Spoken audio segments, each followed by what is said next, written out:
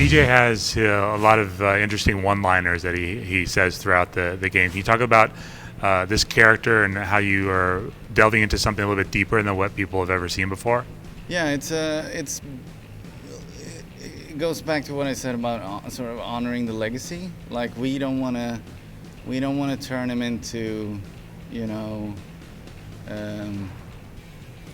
like a Nathan Drake, or like a we want to go back to the the hardcore grunt of the old Wolf 3D, but in honoring that doesn't mean we have to sacrifice all depth of character. So we give him a lot of internal thoughts and a lot of he has a very special way of looking at the world, because he's been kicking Nazi ass for so long. So it's he's formed a relationship to the enemy, basically. But in a sense, it's a new enemy from the perspective that he's been in a coma for 14 years. So he's waking up to a brand new nightmare. Yeah, exactly right. And it's that's also something we work a lot with, is trying to align the player with the protagonist in terms of their experience. We don't assume that the player will feel something because the character feels something.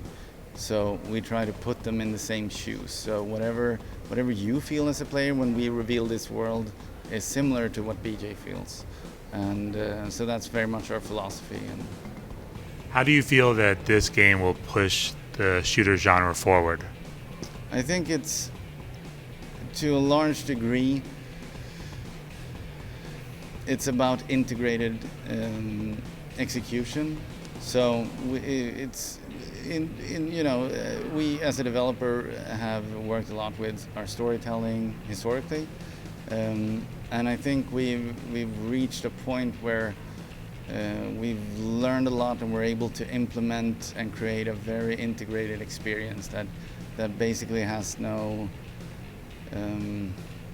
there's no disconnect between the storytelling and the action and the experience. It's all part of a whole, and we're just building sort of that roller coaster, both on a sort of strategic scale for the whole game, but also level by level, having a really nice arc to them. The characters are very believable, very, very realistic looking. Did you use performance capture? Yeah, we performance captured basically everything. Like whenever you see characters interaction, it's full performance capture. So Frau Engel and Booby, for example, the people on the train there, and the guy in the background, and BJ sitting facing them, all of that is captured as one scene all together, and that's really the only way to sort of push performances to the next level. Speaking of the next level, what did Tech 5 open up for you from a technology standpoint? It's a really great engine to work with, because it does everything that other engines do really well, but it has this added thing where basically you can make every pixel in the world unique, and it's also which is both a little bit of a blessing and a curse, because you want to make every pixel unique. So yeah, but it gives us a lot of freedom, and anything we can dream up, we can execute. Speaking of freedom, what has next gen opened up for you? That's also very helpful if you want to create, like, you can do really strong skin shaders, and you can push the realism to a whole new level, basically. And it's also,